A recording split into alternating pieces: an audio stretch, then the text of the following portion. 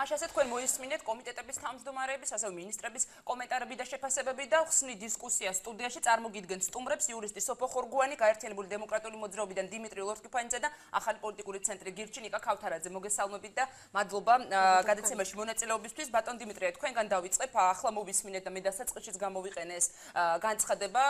ალექსანდრე ჯეჯელავა ამბობს, რომ ის კარგად არ მუშაობს, ის ყოველთვის დარჩება უმუშევარი. ეს არ არის ლოგიკური განცხადება, იმიტომ რომ თუ კარგად არ მუშაობს რომელიმე თანამშრომელი ნებისმიერ სამსახურში, ამ შემთხვევაში უნდა საჯარო სამსახურზე, რადგან საუბრობთ იყოს სახელმწიფო უწყებები, ის უნდა აგრძელებდეს მუშაობას. მოგესალმებით, მივესალმებით სტუმრებს, მივესალმებით ჩვენს მაყურებელს. არ ვიცი თქვენ ლოგიკურად აღიქვამთ თუ არა ამ განცხადებას, მაგრამ მე პირადად ის მახსენებს განვითარებული სოციალიზმის დროინდელ ლოზუნგს, ვინც არ მუშაობს, ის არ ჭამს. და მე ვფიქრობ, რომ როგორც მინიმუმ არაკორექტულია ბატონი ალექსანდრე ჯეჯელავა იმ მრავალათასიანი კონტინგენტის მიმართ, რომლებიც განწერულნი არიან ფაქტიურად დარჩნენ უმუშევარნი, რომელთა შემცირება გადაწყვეტილი საკითხია და ადმინისტრაციული რესურსის შეზღუდვა, როგორც ჩანს, არა მხოლოდ სახელმწიფო ფონდის შემცირებას გულისხმობს 10%-ით, რომელსაც თავიანთ 4 თუ 10 პუნქტიანი გეგმის მიხედვით აანონსებდა ჩვენი ხელისუფლება, არამედ პირველ რიგში ეს ურტყავს საშტატო ერთეულებს, ვაკანსიებს და მათ შორის ძალიან ბევრი ადამიანი თავდაცვის სამინისტროს უწყებიდან, მე როგორც მაქვს ინფორმაცია, არის განწირული იმისთვის, რომ დარჩეს უმუშევარი და მე კიდევ ერთხელ მინდა მივმართო ჩვენს ხელისუფლებას.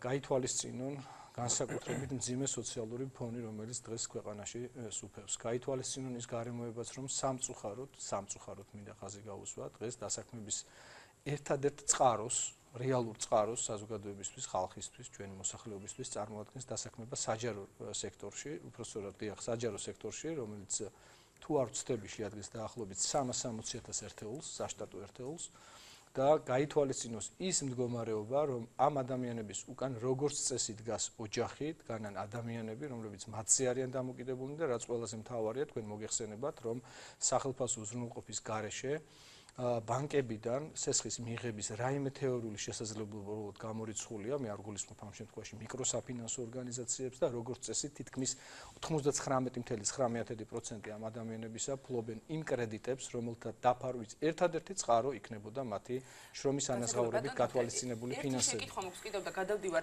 ნიკასთან და შემდეგ სოფოსთან. აი თქვენ აღნიშნეთ, რომ დასაქმების რეალური წყარო არის საჯარო სექტორში დასაქმება, ხო? ანუ ასე ბრძანეთ.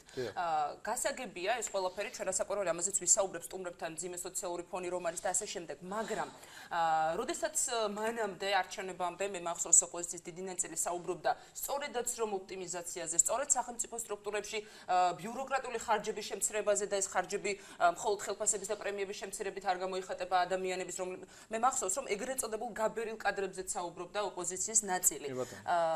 ეს არის არგუმენტი, რომ ეს ადამიანები გარკვეული კატეგორია არ იქნება მასშტაბური ხელისუფლება ამბობს, აუცილებლად უნდა დავტოვოთ სამსახურში, თუნდაც ისინი ამ კონკრეტულ შემთხვევაში მათი საქმიანობა შეიძლება რომ სხვა მათ შეითავსოს, რიგ შემთხვევაში პოზიციები შეიძლება გაუქმდეს, იქ დეპარტამენტების შემცირებაზეა საუბარი. მომეცით თუ შეიძლება 2 წუთი იმისთვის რომ სრულად გაგცეთ პასუხი. მინდა სრულად გაგცეთ პასუხი და დავიწყებ პირველ რიგში, რომ ჩვენი სახელმწიფო ბიუჯეტის დაახლოებით 54% არის გათვალისწინებული შრომის ანაზღაურებისთვის. ეს არის კოლოსალური ციფრი, მსგავსი მონაცემები არც ერთ პოსტსაბჭოურ სახელმწიფოში ბიუჯეტს არ გააჩნია დატვირთვის დონეზე. აქვე ისიც მინდა გითხრათ, რომ ერთი თვის წინ სახალხო დამცველმა ბატონმა უჩანანოაშვილმა გამოაქვეყნა მინიმალური ხელფასები როგორც საჯარო, ისე კომერციულ სექტორში. როგორ ფიქრობთ, რამდენია საჯარო სექტორში დასაქმებული პირის მინიმალური ანაზღაურება, რაც არის გათვალისწინებული ჩვენი კანონმდებლობით? 138 ლარი თვეში. ხოლო კერძო სექტორში რამდენია? 20 ლარი. სწორედ ეს თვეში, სწორედ ეს პრეცედენტი არსებობს და ეს არის დადასტურებული საქართველოს სახალხო დამცველის მიერ, ეს არის მე ვფიქრობ დისკრიმინაციის ტოლფასი აქტი სოციალური ნიშნით და ამას ჭირდება სასწრაფოდ გამოსწორება და მე ამას ხას რატომ ვუსვამ, რომ იმ 44%-ის ხვედრითი წილი მოდის სწორედ იმ თანამდებობის პირებზე, რომელთა რიცხვში მაგალითად წინამორბედი დღევანდელი განათლების მინისტრისა, რომელიც ასეთი განცხადებით გამოირჩეოდა, რომელმაც თქვა, რომ ფაქტიურად ვინც არ მუშაობს კარგად, ყოველთვის დარჩება უმუშევარიო, ხო? მისი წინამორბედი მინისტრი ქალბატონი თამარ შემახსენეთ გვარი სანიგიძე რა? თამარ სანიგიძის ჯამაგირი თავის სახელმწიფო დანამატიანად იყო 12,000 ლარი. 12,000 ლარი, რომელიც 150 ჯერ აღემატებოდა პედაგოგის მინიმალურ ხელფასს. ხლა არის თუ არა ეს დისკრიმინაცია, არის თუ არა ეს პირდაპირი, ასე ვთქვათ, ფაქტი და ასე ვთქვათ, მოვლენა იმის განსანმარტებლად, რომ ეს ხელფასები და სახელფასო დანამატები და პრემიები რეალურად ემსახურება აპარატის შენახვას პოლიტიკური მიზნებისთვის და არამც კავშირში არ არის რიგითი საჯარო მოხელის პრემირებასთან, მის ასე ვთქვათ, წახალისებასთან, რომლის ჯამაგირიც რიგ შემთხვევებში არის 128 ლარიდან 800 ლარამდე. შემცირების ხარჯზე შესაძლებელია რომ მოხდეს ბიუროკრატიული ხარჯების შემცირება, რაზეც საუბრობენ. მე კითხვა მინდა დავუსვა მაგალითად იუსტიციის მინისტრს, აი ხალბატონ თია წულუკიანს. რატომ უნდა იაროს მან ჯიპით და უკან რატომ უნდა დაყვებოდეს კიდე ორი მანქანა? კარგით, ამაზე აი ამიხსნას უბრალოდ, ხო, ნებისმიერმა მინისტრმა. ეხლა ხალბატონ თია წულუკიანი არ არის ამ შემთხვევაში, ამ კითხვის მხოლოდ ერთი ადრესატი. 3-4 მანქანა ექსპორტში ემსახურება თითოეულ მინისტრს.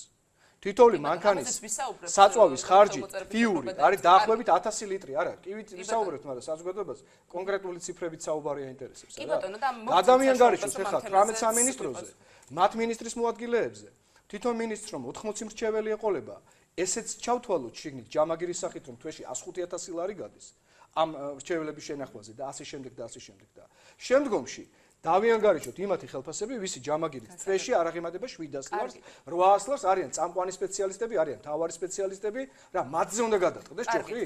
კარგით, მადლობა ბატონ დიმიტრი. ნიკა, თქვენ როგორ ფიქრობთ, აი ბატონმა დიმიტრიმ ძიმე სოციალური ფონი ახსენა და რასაკვირველია, ესეც ფაქტია, რომ უმუშევარი ადამიანი დღევანდელ სიტუაციაში ნებისმიერ შემთხვევაში არავის არ უხარია და არ გვიხარია. ანუ ორი სიტუაცია გვაქვს, ერთი რომ ეგრეთ წოდებულ გაბერილ კადრებზე, ეგრეთ წოდებულ მკვდარსულებზე საუბრობენ საჯარო სექტორში, სახელმწიფო სექტორში და საუბარია სწორედ ამ ადამიანების სამსახურიდან ამ ეტაპზე გათავისუფლებაზე ან ნაწილობრივ გადაადგილებაზე სხვა დეპარტამენტებში. თქვენ როგორ აფასებთ? მოგესალმებით, მიესალმებით სტუმრებს, მიესალმებით ტელემაყურებლებს, დიდი მადლობა მოწვევისთვის. აქ უცნაური მდგომარეობა ეხლა ჩვენ მაგალითად გირჩი იყო ალბათ ერთ-ერთი პირველი, ვინც ამბობდა, რომ აუცილებელი არის შეიკვეცოს ბიუროკრატია, ფული დარჩეს ეკონომიკაში და შესაბამისად ჩვენი გეგმის მიხედვითაც კი, როცა ჩვენ ამბობთ, რომ რამდენიმე ათასობით ადამიანი და წასულიყო, ჩვენს გეგმაში მაგალითად იყო ის, რომ 1 წლის განმავლობაში ზარდი ეკონომიკის პირობებშიც კი ამ ადამიანებს დაენიშნებოდათ კომპენსაცია იგივე ოდენობის, რასაც ისინი მანამდე იღებდნენ. აქ საუბარი არის იმაზე, რომ ზოგჯერ არსებობს სამსახურები, რომლებშიც ხელფასი არ არის მთავარი პრობლემა. პრობლემა არის ის, რომ რეალურად არსებობს არაფრის გამკეთებელი სამსახურები და ამას ჩვენ ხარჯავთ ძალიან ბევრ ფულს. თუმცა როცა კონკრეტულად ეხება ადამიანებს საქმე და მათ სამსახურიდან გაშვებაზე ცოტათი რთულია ესეთი ცივი პოზიცია დააფიქსინო, მაგრამ საქმე არის რეალურად დღეს არის ტყუილში საქმე. იგივე ჯეჯელავას გამოსვლა ძალიან უცნაურია, იმიტომ რომ ძალიან საინტერესო დიდი ოდენობით ეზრდება მაგალითად განათლების სამინისტროს ბიუჯეტი. თავარი ის კი არ არის, რომ ჩვენ ამას ვარქმევთ, რომ ვიღაცა სახში უშვებთ. თავარი არის ის, რომ სახელმწიფო და მთავრობა კიდევ უფრო მეტ ჩვენს ფულს იჯიბავს შემდეგი საკუთარი გეგმებისთვის და კონკრეტულად დავუშვათ მიმდინარე ბიუჯეტში ეს არის ჩადებული და გათვალისწინებული. იგივე მაგალითად სახელმწიფო საწარმოების ბიუჯეტი გაზრდილი არის შპს-ების აიპების და შემდეგ სადღაც 600 მილიონით. ეს რას ნიშნავს? ანუ რეალობა არის ისეთი, რომ ჩვენ თითქოს სიტყვაში გვატყუებენ. ანუ ვითომ ბიუროკრატია მცირდება, მაგრამ იგივე არის, ხო, ეხლა მაგალითად რაღაც სახელმწიფო შპს არის ჩვეულებრივი რაღაც ბიუროკრატიული მანქანის ნაწილია, ხო? კიდევ უფრო რთული სისტემა აქვს ესეთ შპს-ებს, მაგალითად იმ თვალსაზრისით, რომ საჯარო არ არის ინფორმაცია იქ არსებული ბუღალტერიის შესახებ. იქ შეიძლება ვიღაცა დანიშნოს თავისი სამსახურიდან გაშვებული ადამიანი, რომელსაც ჰქონდა 2000 ლარი და იქ დაუნიშნოს 4000 ლარი და საერთოდ არ იყოს ეს უბედური ამბავი. ანუ ეს საუბარი ოპტიმიზაციის პროცესი რომ იწყება, ანუ ტყუილად საუბრობენ ამაზე და რეალურად სხვა სურათი გვაქვს ამას. რა თქმა უნდა, კიდევ ერთხელ გეუბნებით, დღეს მაგალითად მთავრობა რასაც აკეთებს ახალი მთავრობა, იგივე გადასახადების ნაწილის გაზრდით, ხო? ის რომ მათ აქვს სურვილი რომ ბიუჯეტში კიდევ უფრო მეტი ფული შევიდეს ეკონომიკიდან. იგივე როგორც მე გითხარით სახელმწიფო საწარმოების შპს-ების და ასე შემდეგ ბიუჯეტის გაზრდით. იგივე აი ხა მაგალითად განათლების სამინისტროს აღარ მახსოვს ზუსტად 100 მილიონამდე თუ რაღაცით ეზრდება ისა რა ქვია ბიუჯეტი. ანუ რას ვამბობ ჩვენ? აი ხალხს უშევთ სამსახურში, მაგრამ ანუ აი ეს მოგვაქვს წინა პლანზე და რეალურად ის არის რომ ბიუროკრატია კიდევ უფრო მეტი ფულის ჭამაზე გადადის. თავარი მანდ არის ესეთი რამ როდესაც ვიღაცა სამსახურიდან უშვებ, არის ორი ვარიანტი, მესმის რომ არის რაღაცა ეკონომიკური კრიზისი და სახელმწიფო მას ვერ წევს და არის მეორე რომ შენ ზრუნავ შენს მოქალაქეებზე და უშვებ გარემოში, სადაც ისინი არიან კონკურენტუნარიანები და აუცილებლად რაღაცა დროის განმავლობაში იპოვნიან სამსახურს. დღეს ქართულ ეკონომიკას ამის რესურსი არ აქვს, რომ დამატებითი რაღაცა რაოდენობა ადამიანების გაშვებული სამსახურებიდან მიიღოს. იმიტომ რომ სახელმწიფო არ ზრუნავს ეკონომიკას. კარგით, მადლობა. სოფო, აი ერთი მხრივ მე უკვე აღნიშნე, აი ორი მხარე გვაქვს. ერთი რომ ამაზე პრინციპში ოპოზიციის ნაწილიც ეთანხმება უმრავლესობას, რომ არიან კადრები, რომლებიც არ არის უბრალოდ ამდენი კადრი იმ ერთ კონკრეტულ დეპარტამენტში, ერთ კონკრეტულ პოზიციაზე საჭირო, მაგრამ მეორე მხრივ, რა თქმა უნდა, რთულია, როდესაც და სენსიტიური თემაა, როდესაც ვსაუბრობთ დავუშვათ უმუშევარ ადამიანზე, თუ კი ეს ფაქტები მოხდა. აი ამ დროს ჩნდება ასეთი შეკითხვა, რატომ დაიწყო ახლა მთავრობამ ახლა უпростоრად ამაზე საუბარი კამრების შემოჭერის პოლიტიკაზე რომ იყო მანამდეც ეს ადამიანები და ეს მთავრობა ხომ არის გასული 4 წელს განმავლობაშიც იყო ქვეყნის სათავეში. აი მანამდე რატომ არ დაიწყო ამას საუბარი და არჩევნების შემდეგ, ანუ ოპონენტების ნაწილი სწორედ აი ამას უკავშირებს, რომ ელოდებოდნენ არჩევნებს და აი არჩევნების შემდეგ დაიწყოს უკვე შემცირება. კარგით, მოგესალმებით, მე სამებთ თქვენს მაყურებელს სტუმრებს, მადლობა რომ თემაზე საუბრობთ. თქვენ ორი რამე თქვით. პირველი თქვით, რომ ორი მხარე არის, მე არ ვფიქრობ, რომ ორი მხარეა, მე ვფიქრობ, რომ ერთი მხარეა. აი ამ ყველაფერზე როცა ვლაპარაკობთ და რატომ დაიწყო? მე ძლივს დაიწყო და მადლობა რომ დაიწყო. ანუ მე ხა აქამდე ეწოდებულ გაბერილ კადრებს გულის ხო? რა თქმა უნდა, ანუ ჯერ თუ ვლაპარაკობ რატო დაიწყო მაგას თუ ადამიანს ოდესღაც მოუნდება იყოს იქცეოდეს კარგად სწორად, რატო უნდა ვთქვა რომ შენ გუშინ ცუდად იქცეოდი და დღეს რახან კარგად იქცევი, ეს არასწორი საქციელია. ანუ როგორ ვიხათ ხა ეს მე არ ვიცი, მე შეიძლება სანამ გირჩი იქნებოდა როგორც ორგანიზაცია, მანამდეც ასე სულ ვიძახოდი რომ უნდა შემცირდეს. მე საერთოდ რამდენიმე სამსახურის გაუქმებას ვითხოვ, შეერთება შესაძლებელია.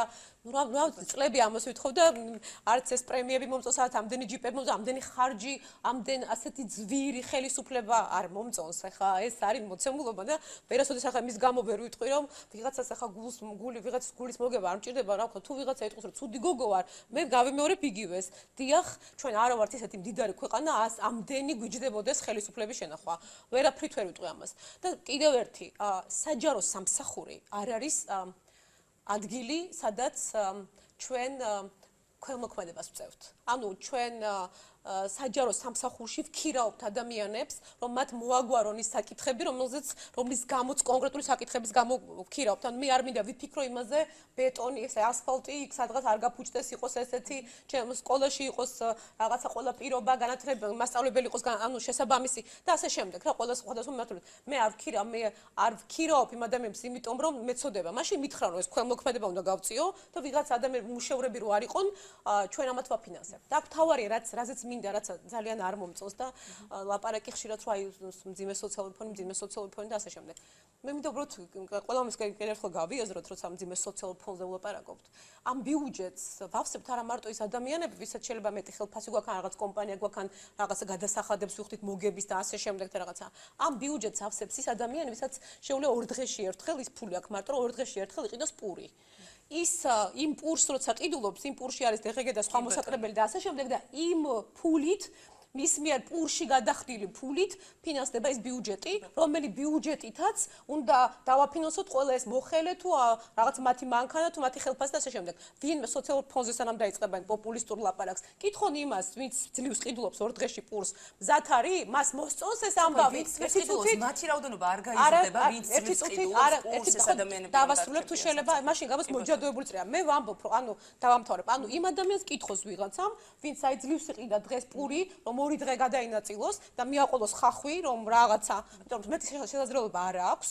ამ ადამიანს ეკითხება ვინმე მზად არის ის რომ იმ საჯარო სამსახურში 500 მრჩეველი თუ არა მრჩეველი და ვიღაცეები დააფინანსოს, სანამ სოციალურ ფონზე დაიწყებენ ლაპარაკს. ეხლა რა შეეხება სოციალურ ფონს?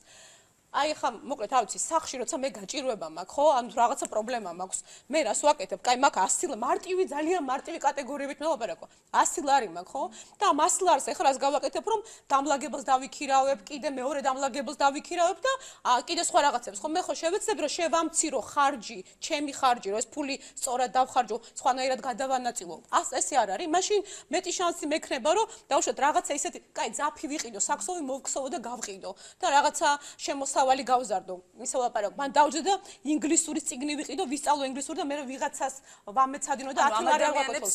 ვისაც შეეხება ეს ოპტიმიზაცია, ეს გზა არა, იცით რა, არა, მე ვლაპარაკობ მას რომ სწორია, როცა ჩვენ არა ვართ მდიდარი, მაშინ მოჯადოებული წრია. მაშინ სულ ძვირი თუ დამიჯდა სახელმწიფო, ესე იგი მე სულ უნდა გავზარდო ეს რაღაცა ჩემი გადასახადები, მაწვება ეს ამდენი გადასახადი, ეს ეხლა ამდენ ადამიანს ამდენი ხელფასი თუნდა გადაუხადო, ხო? მაშინ მე ეს გადასახადი უნდა გავზარდო, ეს რთული მძიმე შესაგროვებელია ბიუჯეტის ფული. ძალიან მძიმე პროცესია. და მე სწორედ ეგ მინდა რომ კაპიკ და თეთრ მიყვები ყველა ფულს რომელსაც დახარჯავენ და ძლივ რაღაცის შემცირებაზე დაიწყოს ლაპარაკი და ეხლა ისტერიკაში ჩავარდეთ როგორ ამცირებთ? დიახ, სწორია რომ ამცირებენ. ერთი რაღაც მინდა კიდევ თქვა და მე ძალიან მოკლედ იმიტომ რომ ჩართვაზე უნდა გადავიდეთ და რეკლამაზე გავიდეთ და მოგცემთ აუცილებლად კიდევ სიტყვის საშუალებას რეკლამის შემდეგ ჩართვაზე გადავდივარ ახალი საქართველოსთან თამთა შამათავა გვერდთობა თამთა მოგესალმებით და მადლობა იმისთვის რომ გადაცემაში მონაწილეობთ თქვენ მოისმინეთ ორივე მხარეს პრინციპში თავისი არგუმენტები აქვს თქვენ აი როგორ ფიქრობთ ანუ ხალბატონო სოფო ბრძანა რომ ამ შემთხვევაში ჩემთვის ერთი მხარეა რომ საჭიროა ბიუროკრატიული ხარჯების შემცირება ოპტიმიზაცია და ასე შემდეგ ანუ თქვენთვისაც ერთი მხარეა თუ მაინც იკვეთება რომ ერთი მხრივ საჭიროა ეგრეთ წოდებული გაბერილი კადრები რომ აღარ იყოს და მათი შემცირებაა საჭირო მაგრამ მეორე მხრივ ცოტა სენსიტიური თემაა და რჩებიან ადამიანები სამსახურის გარეშე თქვენ რა შეფასებას გაქვთ საგამოშტებისა მივესალმებით სტუმრებს და თქვენს მაყურებელს სანამ ამაზე გლობალურად დავიწყებ საუბარს მინდა გამოვეხმაურო მეც ასევე ბატონი ჯეჯელავას განცხადებას რომელმაც ბრძანა რომ თურმე არ არის საჭირო ამდენი თანამშრომელი და ისინი ვერ აკეთებენ საქმეს მაშინ იბადება ლოგიკური კითხვა მე მაქვს ხელთ საჯარო ინფორმაცია გამოთხოვილი განათლების სამინისტროდან სადაც ხაზგასმი წერია რომ 2016 წლის 1 იანვრიდან დღემდე თანამშრომელზე 221 შტატიან და 120 შტატგარეშე თანამშრომელზე გაცემულია ჯამში 3 მილიონამდე მხოლოდ პრემია დანამატი 9 თვის განმავლობაში თუ ასეთი უვარგისი არაფრის მაქნისი და უსაქმური თანამშრომლები ყავს ბატონ ჯეჯელავა სამინისტროში მაშინ იბადება კითხვა რა შევხვდით ჩვენ ამ ადამიანებს ამ რაოდენობის თანხას ეს რაც შეეხება ჯეჯელავას განცხადებას რა თქმა უნდა ჩვენ ყოველთვის ვამბობდით ხალბატონო მაია რომ უნდა მოხდეს ბიუროკრატიის შემცირება უნდა მოხდეს ეს გაზრდილი შტატების შემცირება მაგრამ ძალიან საინტერესოა თუ რის ხარჯზე მოხდება ეს არ უნდა მოხდეს რა თქმა უნდა იმ ადამიანების ხარჯზე ვინც ნამდვილად აკეთებენ საქმეს ეს არ უნდა მოხდეს იმ პროფესიონალების და მაღალი კომპეტენციის მქონე თანამშრომლების ხარჯზე მაგრამ ვინ აკონტროლებს ამას რა კრიტერიუმებით მოხდება ამ თანამშრომლების შერჩევა ძალიან საინტერესოა ერთი პუნქტიც რომ თქვენ რა გონიათ რომ ეს პრემია დანამატები მაინც და მაინც მხოლოდ რიგი თანამშრომლებზეა გაცემული. მე აქ მაქვს სხვა სამინისტროს მიერ გამოთხოვილი ასევე საჯარო ინფორმაცია, სადაც 50 მილიონამდეა საუბარი ერთ კონკრეტულ სამინისტროს და კერძოდ შინაგან საქმეთა სამინისტროზე.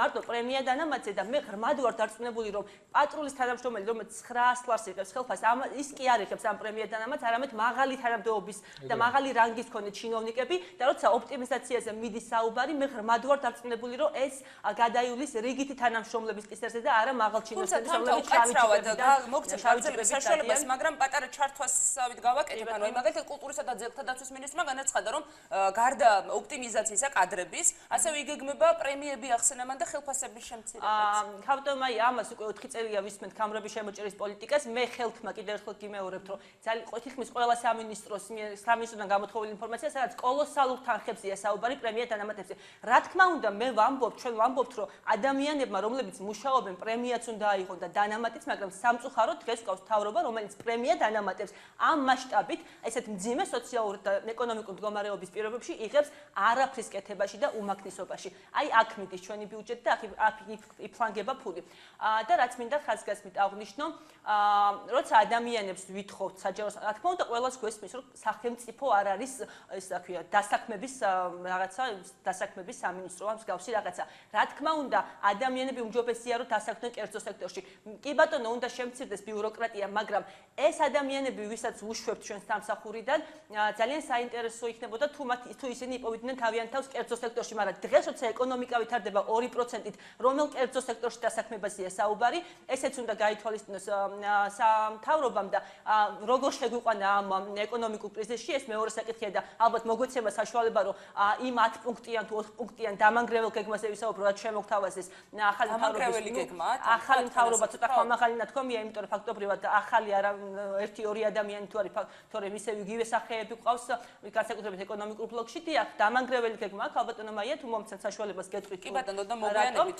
კი ბატონო, პირველი რაც მათ განაცხადეს, რომ უნდა მოხდეს იპოთეკური სესხების სუბსიდირება ძალიან დიდი ბოდიში, მაგრამ ამაზე ვისაუბრებთ, ანუ ამ მათგანზე გეგმაზე უბრალოდ რეკლამაზე სანამ ერთი შეკითხვა დამრჩა კიდევ თქვენ ალექსანდრე ჯეჯელოვას განცხადება აღნიშნეთ და მანამდე რომ გასცეს ამდენი პრემია, მაშინის თანამშრომლები არაფერს აკეთებდნენ, და ასეთი შეკითხვა მაქვს, ანუ ახლა როდესაც დადგა შეიძლება უფრო მწვავე დღის წესრიგში თქვენ არ ფიქრობთ ასე რომ შეიძლება რადგან დღევანდელ სიტუაციაში დადგა ასე მწვავედ ხარჯების შემცირების საკითხი, კადრების ოპტიმიზაცია, ამიტომ გადაწყდა რომ რაღაც პრინციპით გამოარჩიონ და შედარებით ნაკლებ საქმეს ვინც აკეთებს გადაუნაწილონ და დაუშვათ სხვა დეპარტამენტში. შეიძლება მანამდე არ იდგა ასე სწორედ ეს არის საინტერესო თუ რა პრინციპით მოხდება ამ ადამიანების სამსახურიდან დათხოვნა თუ მე მაქვს მოლოდინი სამწუხაროდ რომ ისევ მოხდება პარტიული ნიშნით დატოვება ადამიანების ის ადამიანები შეიძლება იყვნენ პროფესიონალები მაგრამ თუ არ აკმაყოფილებენ თუ არ არიან ნეპოტიზმის ნიშნით ან თუ არ მიეკუთვნებიან ამა თუ იმ პარტიის განსაკუთრებით მართველი პარტიის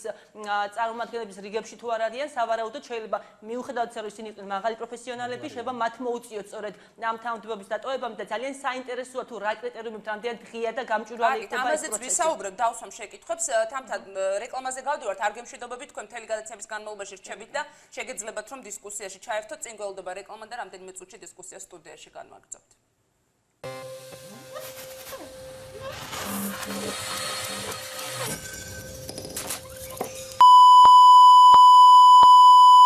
მილიონამდე გაზარდა, კი.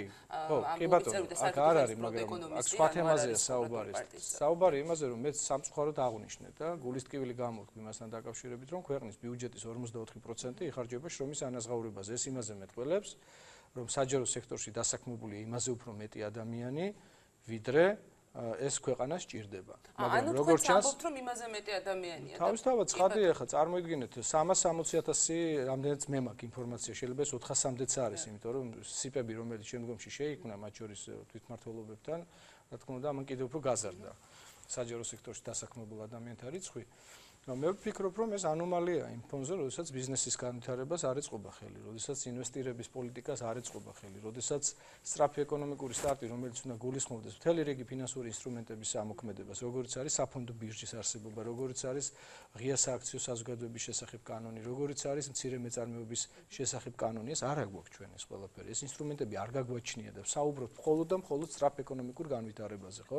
საიდანვე უნდა განვითარდეს ქვეყანა და ამიტომაც ვამბობ, რომ მანამ სანამ დასაქმების ერთადერთ წყაროდ არის ეს საჯარო სექტორი და სანამ არ დაუწყია ქვეყანას განვითარება, დღეს ახალი წლის კარს მომდგარ ახალ წლამდე, ასე ვთქვათ, პერიოდში ადამიანების მასობრივი შემცირება მხოლოდ იმის გამო, რომ გადაირჩინოს საკუთარი ტყავი და იქ რაღაცა რეფორმებს მიაწერო ახალი სამთავრობო გეგმები, მე ვფიქრობ, რომ არის დანაშაული საკუთარი საზოგადოების წინააღმდეგ. მე არ მინდა მჯეროდეს, რომ ბატონი გიორგი კვირიკაშვილი ამ პროცესს უჭერს ერთპიროვნულად მხარს, არ მინდა მჯეროდეს, მინდა მჯეროდეს, რომ ის აქტიურ ოპონირებას უწევს თავის ეკონომიკურ გუნდს და მე ამ შემთხვევაში ვეთანხმები, არ ვიცი, რომელმა ბრძანა ჩვენი რესპონდენტებიდან, რომ ეკონომიკური გუნდი ძალიან მოიკოჭლებს, ძალიან მოისუსტებს და შესაძლოა იყოს კიდეც საბოტაჟთან დაკავშირებული ქმედებები, იმიტომ რომ დებიუტში ახალი ხელისუფლება, რომელიც არჩეული იქნა იმგვარად, რომ ისინი ფლობენ საკონსტიტუციო უმრავლესობას, ვერ ართმევენ ელემენტარულ საკითხებს თავს და არათანმიმდევრულნი არიან იმ პრიორიტეტებთან დაკავშირებით, რამაც ქვეყნის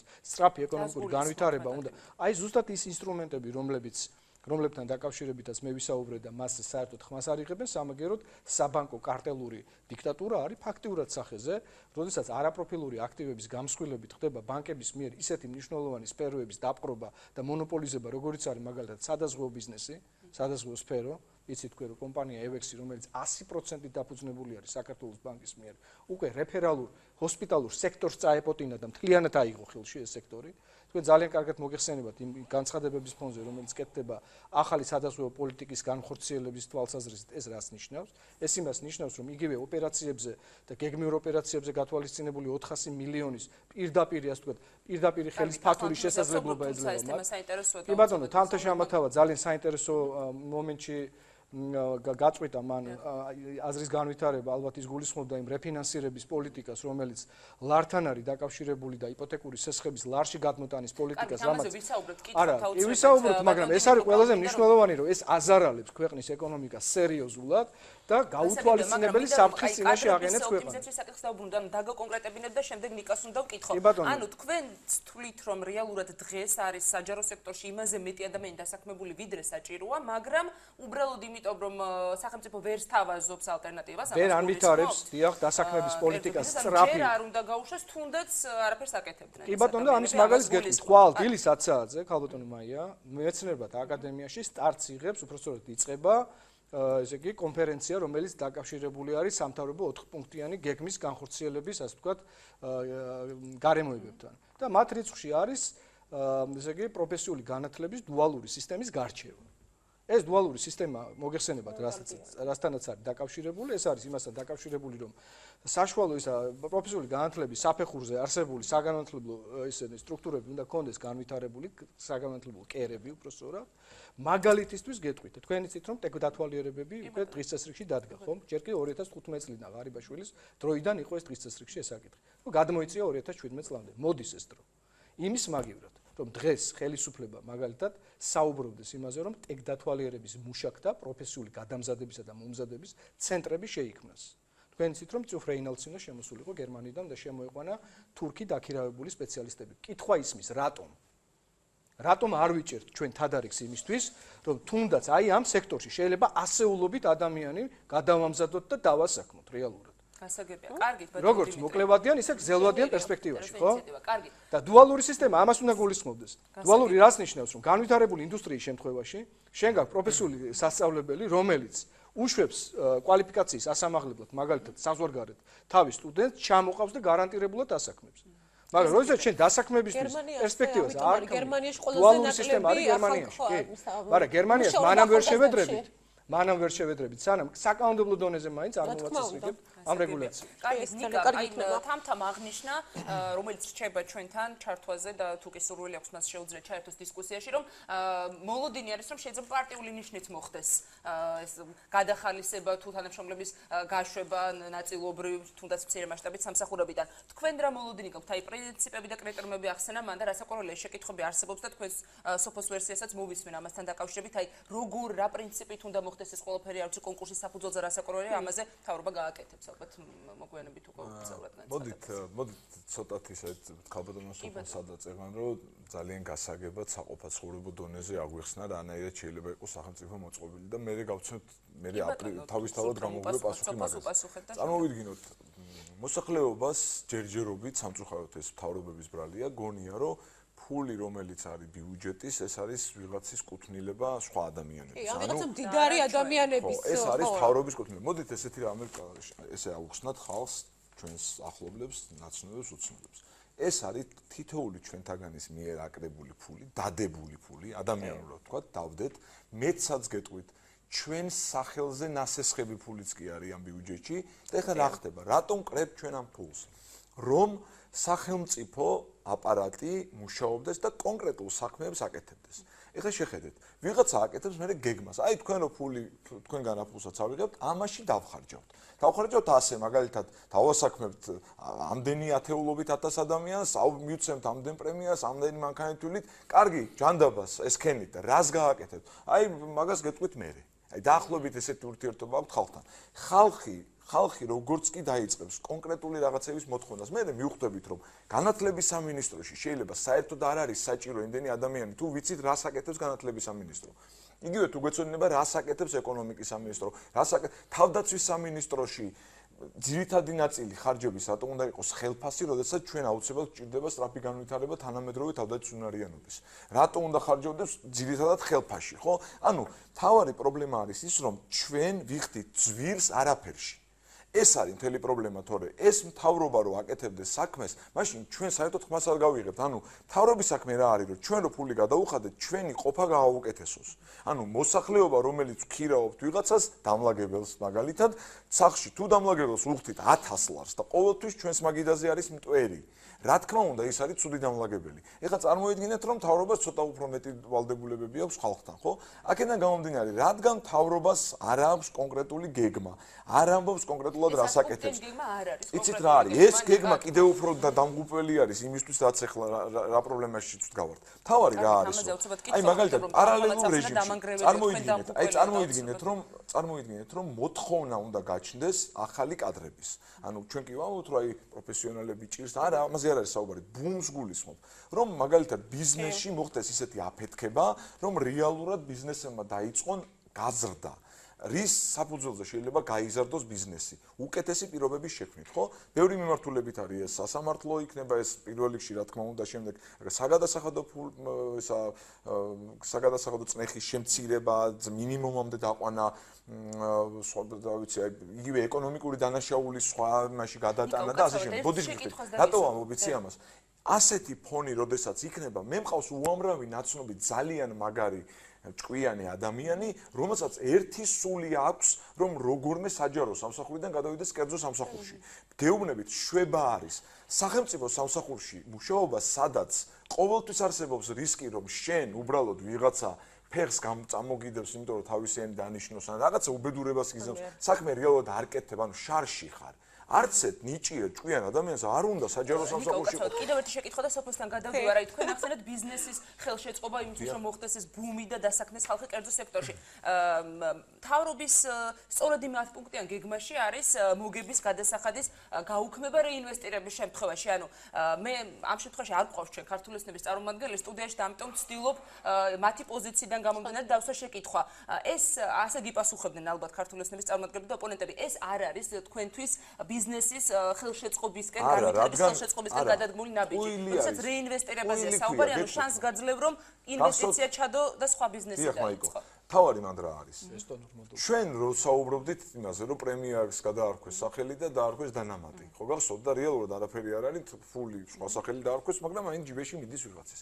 თუ ბიზნეს ერთ რამეს უმცირებ და სამაგიეროდ უზრდი მეორეს, ეს იმას რა თქმა უნდა, აქციის და სხვა იქ ბევრი უბედურება არის კიდე იმ პუნქტებში, რომელიც ძალიან უხარია მთავრობას რო შემოდის ეკონომიკაში. ამაზე კითხავთ, იმენჯერ ახსენეთ უბედურება, რომ აქ არის თავარი ის არის, რომ ეკონომიკაში სახელის შეცვლით რაღაცა კი არ მოვიტყუოთ. რეალურად მოგების გადასახადიც უნდა ეს აქციის გადასახადი სხვადასხვა ეს არის მოთხოვნა, ეს არ არის ახილება ჩვენი მთავრობის, მაგრამ აქ რაშია საქმე, რომ ვადებში არ ვარ შეზღუდული და ეს შეიძლება ყოფილიყო ნელ-ნელა მერე ყოფილიყო. აქ, როდესაც რეალურად ეკონომიკა ერთ ადგილზე დგას, ამ დროს ესეთი წნეხი არის გამომართლებელი, თორე ჩვენ ვერ გავექცევით აქციის გადასახადის და ანუ ეს არავის ეგონოს, რომ ჩვენ რაღაცას ვიტყუებით აქ. უბრალოდ დღეს არ იყო ამისით, რომ დღეს უნდა გაეკეთებია მთავრობას ის, რომ მოგების გადასახადი, საშემოსავლო გადასახადი შემცირება რაღაც ეტაპამდე მისვლა იმის, რომ შემდეგ გაუქმებით. ეს გამოიწვევდა ამ ქვეყანაში მილიარდობით ფულის ინვესტიციას, რაც აპრიორი მოითხოვდა იმას, რომ ახალი კადრები ყოფილიყო და მე რო ვზივარ თბილისის მერიაში რაღაცა სამსახურის ქვემ რაღაცად რომ მუშაობ და ნიჭიერი ადამიანი რო ვარ და ვიცი რომ იქ განვითარების შანსი არ მაქვს, აუცილებლად წავარ კერძო ბიზნესში, ჩემი წავა, კი არავინ გამაგდებს. კარგით, მადლობა სოფო, თქვენ კრიტერიუმები ახსენეთ ამთამაც და ჭუმაქვს რომ პოლიტიკური ნიშნით შეიძლება მოხდეს ეს ყველაფერი. თქვენ აი რას ფიქრობთ, როგორ შეიძლება კონკურსის საფუძველზე, ხელახლა შეიძლება თავის დროზე ცხობთ, არდება როდესაც ვიყვანთ ხომ ამ ადამიანის თანამშრომლებად. რა პრინციპით უნდა მოხდეს სამუშაო ადგილებთან მათი? რამდენიმე რამეს ვიტყვი, ხანიკამ თქვა რომ ესე იგიო საჯარო სამსახური ყველაზე ისეთია რომ მე ვიყავი საჯარო სამსახურში და ვიტყვი რომ საჯარო სამსახური კანონის შესაბამისად არის ყველაზე სტაბილური, იმიტომ რომ დღეს მოქმედი კანონმდებლობით ამ ქვეყანაში შრომის კანონმდებლობას ვიგულისხმობ შევადარებთ საჯარო სამსახურის შესახებ კანონს, საჯარო მოხელის სამსახურიდან გაშვება არის ყველა გაცილებით რთული თემა, ვიდრე გაუშვა რომელიმე კერძო კომპანიიდან მაინც თავისუფალია ხელშეკრულების. რა თქმა უნდა, ეს ამიტომ ამბობ რომ თუ თუ ვლაპარაკობთ კანონიერ სახელმწიფოსაც რეორგანიზაციის შემთხვევაში ცოტა ნებისმიერ შემთხვევაში რეორგანიზაცია უნდა რა თქმა უნდა თუ ნახავთ განსაკუთრებულად იმ განმარტებებს რომელიც უზენაესმა სასამართლომ ბოლოს გააკეთა როგორ შეიძლება და ვისი გაშვება შეიძლება და როგორი დასაბუთები შეიძლება ლეონელოფიშვილის სტატუსის ნახეთ და თუ და საერთოდ ახლა ახალი კანონია ევროკავშირთან ასოცირება რო გვიხარია და გილოცავთ რაღაცა წინ მივდივართ მე მგონი უახლოვდებით იქ სწორედ ამას ნიშნავს გირჩ არ მოეწონება იმიტომ ისინი მეტად ლიბერალურები არიან მე მომწონს ეს იმიტომ რომ ვერ რაღაცა ადამიანის დაცვას მხოლოდ ასე ვხედავ ჯერჯერობით იმდენად გავითარებულები არა ვართ რომ რაღაცა ჩვენ ვენდო არ არეგულირებად სივრცე სადაც ადამიანებს დაიცავენ მოკლედ მე დღეს მჭირდება ეს ჩარჩოები და კონტროლი რომ მივეჩვიოთ სხვა ადამიანების არ დაჩაგვრას ამიტომ საჯარო სამსახურზე თუ ლაპარაკობთ ეხლა როგორ კრიტერიუმები არის მკაცრად გაწერილი წერია და თუ ვინმე არ იცის კრიტერიუმები როგორ უნდა იყოს მაშინ მისი ადგილი სამსახურში არ არის და ეხლა მოვდიოდი ცოტა თქვენთან რაღაც სტატია წავიკითხე ლიბერალი წერდა რომელიღაცა ხა გეტყვით ინფრასტრუქტურის სამინისტროში რაღაცა მინისტრმა თუ რაღაცა ახალი მინისტრმა უთხრა რომ ახლა განცხადებები დაწერდა წადითო რომელიღაც დეპარტამენტის თავმჯდომარე წერს მე ვამბობ კი და მე ძალიან ხო იმან დაწერავ და მე მაქვს ასეთი პოზიცია არ ვიცი ახლა დღეს არ არის ის ვითარება როცა რომ ვიღაცა ახლა მამა ჩემს იარაღს ჩაუდებს იმის გამო თუ ვიღაცას გავაკრიტიკებ არ არის ახლა შევიმჩნევთ ამას არ შევიმჩნევთ არ ხდება ახლა ის რაღაცა ამ ქვეყანაში ცხოვრობთ ყველა და თუ იქ ყავს ვიღაცა ინფრასტრუქტურის სამინისტროს დეპარტამენტის უფროსი მოდის მინისტრი და ეუბნება რომ შენ განცხადება და წილის ამას ასე მარტივად მიიღებს ადგება და წავა მისი ადგილი მანამდეც არ იყო იქ ანუ სამინისტროში რომ დეპარტამენტის უფროსი რაღაცა ტენდერებზე რაღაცა იქ მოვა ვიღაცა ტიპი მოვიდო და ეტყო და მე რომელიღაცა დეპუტატის ახლობელი ვარ და ტენდერი უნდა მოვიგო ხო შეეშინდებოდა იმ წუთში მოუწერდა ხელს ისე რას ვაპარაკობ თუ მოხელეს მაღალი რანგის მოხელეს არ შეუძლია თავისი თავი დაიცვას ან მინისტრი იქნება თუ რაღაცა მისი მოადგილე თუ ვიღა დეპუტატი თავი დაიცვას და რაღაცა ასე დავწერ განცხადებას წავალ მაშინ მისი ადგილი იქ არ იყო აბა მე რო ყოფილიყო ახლა მე რო იყო საჯარო მოხელი დეპარტამენტის უფროსი რომელიც კონკურსის გავლით მოვხვდი იქ და არა ძმაკაცობით ნაცნობობით და რაღაც ჩაწყობით აბა მოვიდეს ვინმე მინისტრი იქნება თუ პარლამენტის თავმჯდომარე და მითხეს ახლა დაწერე განცხადებაო არ დავწერ განცხადებას და აბა გაბედოს ვინმე გამიშვა სამსახურიდან უკანონოდ თუ მე დარწმუნებული ვარ რეალურად გელაპარაკებ მე რეალურად ეგ კაცი შეიძლება საჭირო მაგრამ ხო ვიცით რომ ვიღაცები მართლა გზნობენ იმას რომ აი რაღაც ხვალდადგება ის დღე როცა გამიშვა ეს ეგ დადგება ხო გაბელი ბიუროკრატია საუბრობთ ხო და მაშინ კეთილ ხო და მაშინ მით უმეტეს არ არის მე რატო არა ვარ საჯარო სამსახურზე საჯარო სამსახური იმიტომ რომ ჩემთვის საჯარო სამსახურში ყოფნა იყო პასუხისგებლობა ღამეები არ მეძინა რამე არ შემეშალოს იმიტომ კი არა სოზარი გამაგდებდა სამსახურიდან იმიტომ რომ მე მესმოდა რომ მე ვხარჯავ ბიუჯეტის ფულს მე ვარ მოხელე ჩემთვის ეს არის ამხელა დავასრულებ თუ შეიძლება ეს ამხელა პასუხისგებლობა არის ჩემთვის ეს იყო წნახი და ისე მიკურს ხოლმე ვიღაცას რომ საჯარო სამსახური წასვლა უნდა დღეს ორი კანონი მინიმუმ უნდა გავრცელდეს ჩემზე კორუფციის და შეუთავსებლობის შესახებ და მეორე საჯარო სამსახურის შესახებ კანონი რატო უნდა მინდოდოს იქ წასვლა იმიტომ რომ თუ იმას თუ გააზრებული აქვს რამხელა პასუხისგებლობაზე მიდის მაშინ ყოჩახ ქეთს ვიხრი მათ წინაშე მადლობა რომ თქვენ ჩემს ამხელას გმირობის ტოლფასი ამბავია რომ დღეს საჯარო სამსახურის ახლა რთულია ეს ძალიან რთული ამბავია ხარჯო აი ამდენი გაჭირვებული საწყალი ადამიანის კარგი თამთა ჩართვაზე ყოლსაცრავდა და თუ შეიძლება ვიტყვი რა რაღაცა გადავდივართ თქვენთან აი რაღაცა თქვა ნიკამ და ვეთანხმები მას რომ დიახ მნიშვნელოვანია სასამართლოს დამოუკიდებლობა მედიის დამოუკიდებლობა და ბევრი თავისუფლება არსებობდეს ამ ქვეყანაში ყველა კრიტერიუმით დღეს ყველა არა ქართველების და ქართული ოცნების შემფასებლით და შეფასებით ყველა საერთაშორისო შემფასებლის შეფასებით დღეს თავისუფლების მხრივ ამ ქვეყანაში არის უკეთესი ვითარება მე რომ არ სულ ჩემ მაგალითად მოყავს მე ყავს მეგობარი ბუხუტი თორია რომელიც ცხოვრობს ზუგდიდში არ არის ქართული ოცნების აპოლოგეტი ნამდვილად და არა ნამდვილად არა მან აი რამდენიმე დღის წინ ამერიკა მითხა მე გავაკეთე თხილის საწარმო 40 ქალი დავასაქმე რომელიღაცა NGO-თი კიდე რაღაცა გრანტი მივიღეთ ვიღაცას ვეხმარებ მე მჯერა იმის რომ დღეს არის იმდენი თავისუფლება თუ ადამიანი არის მოტივირებული და მას კეთება უნდა რაღაცის საქმის კეთება უნდა და უნდა წესირად ეს საქმე ეკეთოს შესაძლებლობები დღეს გაცილებით მეტია ვიდრე იყო გუშინ თუმცა ეს არ არის საკმარის და მე მივესალმებ ბატონ დიმიტრის თემას პროფესიული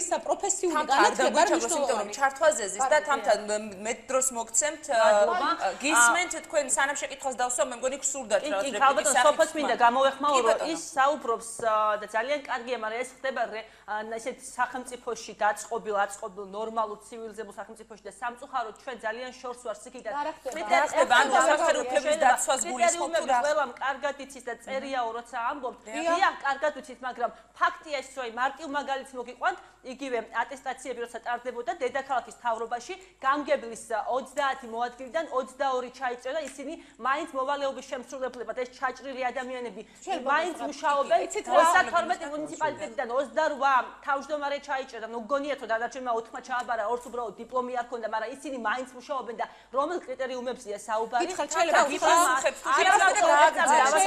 დავასრულებ თუ შეიძლება არა მარტო ამ სფეროში იგივე როცა საუბარია იგივე განათლების მიმართულებით წავიდეთ დირექტორების გამოცდაზე როდესაც დირექტორები ძალიან მაღალ ქულებზე აბარებენ ატესტაციას უკვე გასაუბრების ეტაპს ვერ გადიან იმიტომ რომ ვერ აკმაყოფილებენ არ მიეკუთვნებიან ამ კონკრეტული მართველი პარტიის აქტივისტის რიცხვს შეიძლება და ისევ მოვალეობის შემსრულებლად ტოვებენ არა აი ამ გამოცდა გავლილ ადამიანებს არამედ ოდესღაც კომუნისტების დროიდან დაამთავრეს უნივერსიტეტი და მას შემდეგ რომ მუშაობდნენ 30 წელი მოვალეობის შემსრულებლად რა კრიტერიუმებზე საუბარი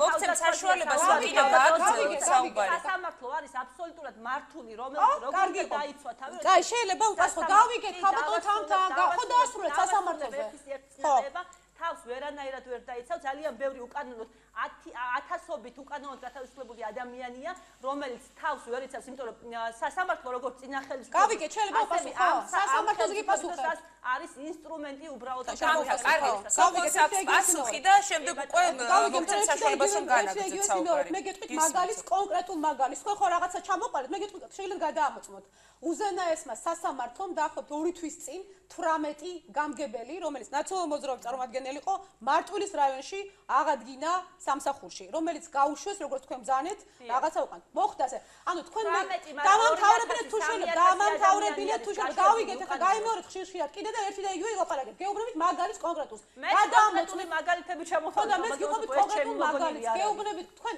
ხაბატონ თამთა მე მრჩება შთაბეჭდილება და თქვენ გუშინ გაიგუძეთ და აღმოაჩინეთ რომ შვეიცარიაში არ ცხოვრობთ ჩვენ ვიცით რომ შვეიცარიაში არ ცხოვრობთ თუ ერთად უნდა ვილაპარაკოთ რა გავცეს ხაბატონას პასუხი და შემდეგ არა არ გაიგეთ ხო რა საპარაკოთ მე არ მithქვამს და როგორ გაიგეთ ახლა არა შვეიცარიაში რა გაიგეთ თქვენ ვაპირებ მე რა გაიგეთ რა გაიგეთ ახლა მე რისკს ვაპირებ მომავალში თქვენ რა იცით მე მე გავიგე რომ გამგებლები აღადგინა უზენაესმა ხო იგივე სხვა გავიგე ხო დავასრულე ხო კაი, მე ისეთ თქმა მინდა, მე მაქვს ესეთი განცდა, რაღაცა ძალიან უცნაური განცდა მაქვს ახლა, რაღაცა ესეთი თითქოს რაღაცა უცებ, ყველა ცხოვრობთ კარგ დალაგებულ ქვეყანაში და უცებ ერთ დღეს აღმოვაჩინეთ, რომ ყველაფერი გაფუჭდა. მე ახლა ისე მიყვება ამბავს, შემიძლია 500 მაგალითი მოვუყოთ, მე დავდივარ ამ ხალხთან ერთად, დავასრულებ, არ გაფუჭდა, ხაბათ, მაგით გეუბნებით, თქვენ გუშინ შვეიცარიაში ცხოვრობთ და დღეს გაიგუძეთ და მე ამ ხალხთან ერთად დავდივარ სასამართლო პროცესებზე. ერთდოლართან მიმართებაში დღეს არის თვითონ და 2.59 ხალბატონსოფო დიახ მე ამას ხედავ და ჩვენი მოკავშირეები დავასრულებინოთ თამთა და შემდეგ მოგცემ თავისუფლად პასუხის გაცემის საშუალებას გისმენთ მოკლედ შემდეგ კითხვით უნდა გადავიდეთ რა თქმა უნდა იმიტომ რომ მე წინა ადრეც ამას ვაკეთებ ხოლმე ყველა ადამიანს გვაქვს რაღაცა მე მაქვს ესეთი ისე რომ რაღაცა სამოქალაქო ვალი მაქვს რაღაც რომელიც მოსახდელი მაქვს რომ საჯარო სამსახურში არ ვარ და გმირი არ ვარ ასე მაქვს ჩემი კომპანია და მაქვს რაღაცა ასე ვაკეთებ რომ ვიღაცა ადამიანებს უსასყლოდ ვეხმარები ვიუყვები მასწავლ მე ხა დეპარტამენტის უფროს არ გავუყვები ხა და საცავად სასამართლოში დაიცვას თავისთავად პრემიას და ხელფასს ხო იღებ 4 წელი მე მასწავლებას მისას დროსაც მიუყვებოდი და ახლაც მიუყვები ვიღაც ბაღის თანამშრომლები გაუშვეს მაშინ შანსი არ იყო რომ რომელიმე ადამიანი აღვედგინა აი თქვენ უბრალოდ თუ დაუშვებთ იმას რომ ვინმე აღედგინა რესპუბლიკური პარტიის რაღაცა ვიღაცის წევრი გაგდებული მასწავლებელი უზენაეს სასამართლოს დავყვებოდი ბოლო ინსტანციამდე ყოფილვარ მაგრამ შანსი არ იყო არაფრის დღეს ამის შანსი არსებობს ეს არ არის იდეალური ქვეყანა. ჩვენ არ გვაქვს იდეალური წესრიგი. ჩვენ არ გვაქვს გერმანული სამართალი. არ მაქვს გერმანული განათლების სისტემა და არ მაქვს ჰოლანდიის თავისუფლება. მე ეს კარგად ვიცი, მაგრამ მე მინდა, ამიტომ ვამბობ, რომ ჩემთვის თავარია, რომ როცა ვაკრიტიკებ, სწორად გააკრიტიკო. არ იქა ქვეყანა თავს დაგვექცა, კი არა, აი როგორც თქვენ ამბობთ, რომ აი ეს პუნქტი რა არის და დამისაბუთე. იმიტომ რომ მე მჭირდება კარგი არასამთავრობო ორგანიზაცია, იმიტომ რომ მე აღარ მინდა ვიარო, იმიტომ რომ მე იურისტი ვარ, არ ვარ არასამთავრობო ორგანიზაციის წარმომადგენელი. მე მჭირდება ეს გოგონა, რომელიც ლაპარაკობს, იყოს მეტად კვალიფიციური, მეტად მეტად ობიექტური და მეტად კონკრეტული საკითხი. ჩემს კვალიფიკაციაზე საუბარი, მე მგონი, აი გირჩი რომ გამოსათქო ვიძახი, მე არ ვეთანხმე, მე არა ვარ ასეთი ულტრალიბერალი, მაგრამ გამიხარდა რომ გამოჩნდა პოლიტიკური ძალა. სოფო, რა გამოიწვია შენი გაღიზიანება თამთა შემათავას განცხადებებში. მე მაგალითად 100%-ით ვეთანხმები, იმიტომ რომ ამ შემთხვევაში თამთამ ძალიან სწორი ფოკუსირება მოახდინა იმ პრობლემებთან დაკავშირებით, რომელიც დღევანდელ საჯარო სექტორში გვაქვს რა, nepotizmi არა, გვაქვს და იდეალური სიტუაცია. იმის თქმა მინდა რომ არა იმის თქმა იცით მე არ ვიცი მე გეტყვით რისე რა არ მომწონს აი კიდევ ერთხელ ავხსნი როდესაც მე ვლაპარაკობ ასეთ თემად ქვეყანა თავზე სასამართლო სისტემა თავზე დამექცა არ უნდა მითხრა დღეს როცა დღეს ამის შანსი არის იმიტომ რომ მე მიჩნდება შესაძლოა არაობიექტური განცდა მე მჭირდება მითხარი რომ აი აქ რაღაცა კი გამოგვივიდა მაგრამ ძალიან ბევრი პრობლემა მაქვს მე სუბიექტურობის განცდა დამჭირდება მე მჭირდება ის ობიექტური და კვალიფიციური ძალიან დრამატულად არც თამთას არ წარმოვიდგენია მე ასე დავინახე ხა და არქა სასამართლოში შანსი არ არის ის რომ თავისუფლების ხარისხი მეტია უნდა დაგეთანხმოთ რა თქმა უნდა ის რომ უფრო მეტი შანსია დღეს საჯარო სექტორში დასაქმდეს არაპარტიული ნიშნით წარმოდგენილი ადამიანები ესაც არის მე ასე კი არ ყვებ მე დავდივარ ამ ხალხს მაგრამ კვალიფიკაციის დონემ რომ დაიკლო და nepotizmიც რომ გაჩნდა და პარტიული ნიშნით ადმინისტრაციული რესურსები რომ საჯარო სექტორში არიან მოქცეული ესეც ფაქტია ახლა მოვეჩინე სტუდიაში თამთა თქვენთან ასეთი შეკითხვა მაქვს ანუ არვან ალაფიშვილი რატომ ვახსენე ანუ კითხვას დავასრულებ და მოგცემთ საშუალებას რომ პასუხი გამცეთ მისი სტატუსი ნახე სოციალურ ქსელში სწორედ ამ აღდგენაზე საუბრობდა და საჯარო მოხელეებს პირდაპირ მოუწოდებდა რომ თუ კი რომელიმე თქვენგანს გეტყვიან რომ დაწერეთ განცხადება სამსახური და წასვლის შესახებ თუ კი იძულებით ეს არის დარღვევა სისხლსამართლე ბატონო შინაგან საქმეთა სამინისტროსთან პროკურატურას მიმართოთ აი პირდაპირ ასე წერს ადვოკატი და ძირითადად პრაქტიკა ანუ მე რატომ მივდივარ აქეთკენ აი ზუსტად ასე ამბობს პრაქტიკა აჩვენებს სასამართლოში დამკვიდრდა ისეთი პრაქტიკა რომ ასეთი საქმეების დიდი ნაწილი სწორედ მოხელეთა სასარგებლოდ წყდება და ამიტომ ის მოუწოდებს საჯარო მოხელეებს რომ აი ამას მიაქციონ ყურადღება ანუ თქვენ არ გაქვთ ამის იმედი რომ დაუშვათ ის ადამიანები ვინც ჩათვლიან რომ უკანონო დათავისუფლებენ და არ ეკუთვნით მათ სამსახურიდან გათავისუფლება ისინი მიმართავენ სასამართლოს ანუ ამის იმედი პირველ რიგში მინდა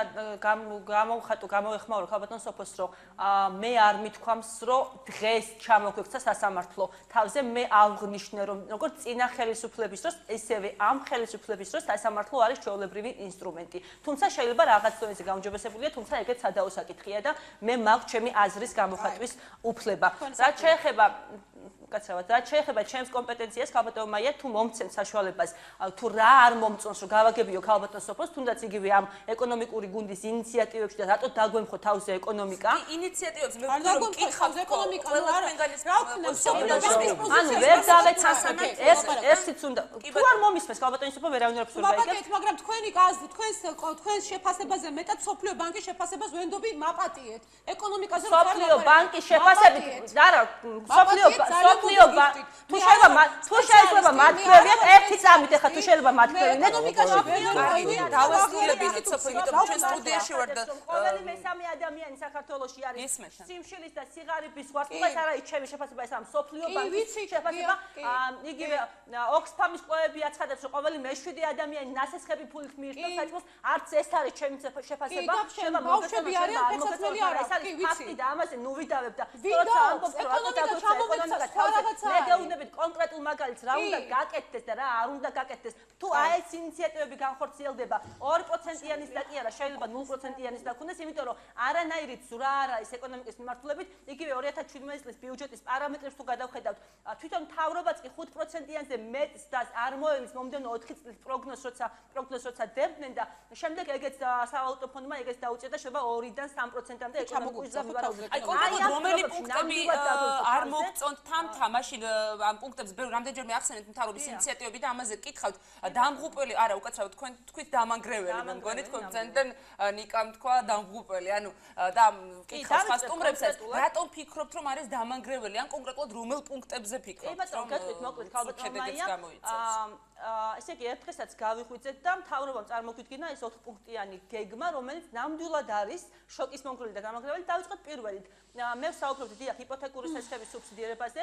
ანუ იმ ადამიანებს რატო უნდა გადაუხადოთ ჩვენი ფული, ჩვენი ბიუჯეტიდან, რატო უნდა მოხდეს ამ ადამიანების სუბსიდირება, როცა ეს არის ის სეგმენტი, რომ ეს 1,200,000 სოციალურად დაუცველი და ჩვენ ადამიანები, რომლებიც ვერ ვიღებთ 100,000 და 200,000 სესხს, რატო უნდა ვუხდიდეთ აი იმ სეგმენტს ჩვენი ბიუჯეტიდან, რატო უნდა ვუხდიდეთ ფულს და სესხს? ეს ერთი, ეს არის აბსოლუტურად უსამართლო, არასამართლიანი და ძალიან ცუდი ინიციატივა. მეორე, როცა საუბარი იყო იგივე მანქანების გადასახადის საუბარი, აქაც მინდა ხაზგასმით დავნიშნო. ყველასთვის კარგად არის ცნობილი, რომ საქართველო ერთ-ერთი პირველი იყო რეგიონში მანქანების რეექსპორტით და აქ მაქვს კონკრეტული მაჩვენებელი, რომ 2 წლის წინ 2014 წელს 704 მილიონი იყო მოგება ამ მანქანების რეექსპორტით ამ ბიზნესით და წელს სამწუხაროდ 2 წლის შემდეგ დაეცა ეს და 138 მილიონამდე ჩამოვიდა 572 მილიონით არის შემცირებული. ამის რითქმა მინდა თუ ჩვენ მანქანებზე ამ რეგულაციას დავაწესებთ,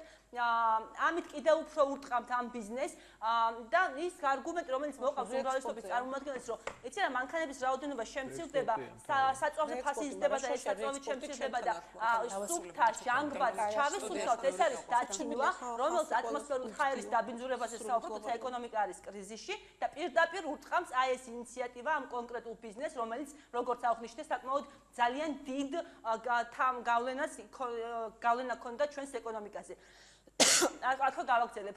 როდესაც საუბარია დღეს შეეხო ასევე დეველოპერებს რეგულაციები. როდესაც შენ ეუბნები მათ, რომ იცით რა, ყველა ფასი თანხა ფიქსირებული უნდა იყოს ლარში, როცა მე ვარ უცხოური ინვესტორი სიტყვაზე და მინდა რომ საქართველოში ჩავდო 100 მილიონის ინვესტიცია უძრავ ქონებაში და როდესაც მეუბნები რომ იცით ლარში უნდა იყოს, მე როცა გადავხედავ უცხოური ინვესტორი ამ ლარის კურსის რყევებს ბოლო 2 წლის მონაცემებით არ ვენდობი ნამდვილად და არანაირი სურვილი არ მექნება რომ ჩავდო ინვესტიცია საქართველოში და უცხოური ინვესტიციების საკითხი კიდე ცალკე თემაა და ეკონომიკა რო არ ვითარდება. კი ბატონო, ტურიზმი გაიზარდა, მივესალმები ნამდვილად, მაგრამ ყველანი ხედავთ რომ ეს არ შველის ეკონომიკურ ზრდას, საჭიროა აუცილებლად უცხოური ინვესტიციების მozidვა, რომლის დასახალისებლად არანაირი ინიციატივა თუ არა პირიქით შემაჩერებელი არ განხორციელებდა და არ წარუდგენია უკაცრავად სოფო არა გააგრძელეთ ამ ჩვენ სტუდიაში კიდევ გვაქვს დრო და უბრალოდ ეს არ გამოვიდეს რომ თამთა დაიწყოთ ამიტომ ვაძლევთ ცოტა დროს და საშუალებას დაასრულეთ კი ბატონო და შემდეგ რეკლამაზე საქართველოში 9 პუნქტით არის ჩამოწეული და 51 ადგილზე თუ ვიყავით, ახლა უკვე 51 ადგილზე ვართ სამწუხაროდ. გაბატონო სოფო, მე ამას არ ვამბობ ნიშნის მოგებით. მეც ამ ქვეყნის მოქალაქე ვარ და ძალიან მინდა რომ როგორმე მოვახერხოთ და გამოვიდეთ ამ ეკონომიკურ კრიზისიდან. ჩვენ რეკლამაზე სამწუხაროდ აი ამ ინიციატივებით, აი ამ რეფორმებით, ამ მართლა დამანგრეველი რეფორმებით ვერაფერს ვერ გავაკეთებ და სამ რეკლამაზე გავართ, ერთ-ერთ დავასრულებ. პირველი შოკის მომგვრელი იყო კიდე რომ უნდა მოხდეს თურმე ონლაინ სესხების გაუქმება, შემდეგ მივხვდნენ რომ რაღაცა უაზრო გადაწყვეტილება იყო და მე მივხვდნენ რომ რეგულაციები უნდა დაწესდეს და მე რჩება შტაბ-შეჯიბრება ქალბატონო მაია თვითონ ეკონომიკურ გუნდში, სამთავრობო გუნდში არის გარკვეული უთანხმოება და ასეთ სხვადასხვაობა, იმიტომ რომ გამოდიოდნენ რამდენიმე დღის განმავლობაში და აბსოლუტურად ჩვენ სხვა სტუმრებსაც და მათ მოსაზრებასაც მოვისმენთ. თამთა რეკლამაზე უნდა გავიდეთ და თქვენ დაგემშვიდობებით თუ გსურთ კიდევ დამატებით რაიმე თქმა კიდევ ერთ წუთს მოგცემთ და თქვენ დაგემშვიდობებით, იმიტომ რომ რეკლამის შემდეგ დავაშკერო კიდევ ჩვენი ინიციატივა დავასრულოთ და დაგემშვიდობებით. როგორც თქვენ წინაკვირას იხილეთ, ჩვენმა პლატფორმამ საახალმო საქართველომ წაუყენა ორკვირიანი ვადა საქართველოს მთავრობას, რომ გაითხოვონ დაუყოვნებლივეს დამანგრეველი 10 პუნქტიანი გეგმა და წინააღმდეგ შემთხვევაში, როცა გავა ეს 2 კვირა 17 რიცხვში უწევს 17 დეკემბერს, როგორც ჩვენ დავაანონსეთ, აუცილებლად მოვახდენ წინააღმდეგობის მოძრაობის ფორმირებას და გადავალთ უფრო რაღაცა კონსულტაციაზე, ჩვენ გამოვართ კაბინეტებთან და დავდგებით ხალხთან ერთად. დიდი მადლობა. კარგი, თამთა, ძალიან დიდი მადლობა. ახალი საქართველოსთან თამთა შამათავა გვერდებოდა, მას ვემშვიდობები. წინ გველდება რეკლამა და რეკლამის შემდეგ სტუდიის სტუმრებთან ერთად განვაგრძობთ საუბარს.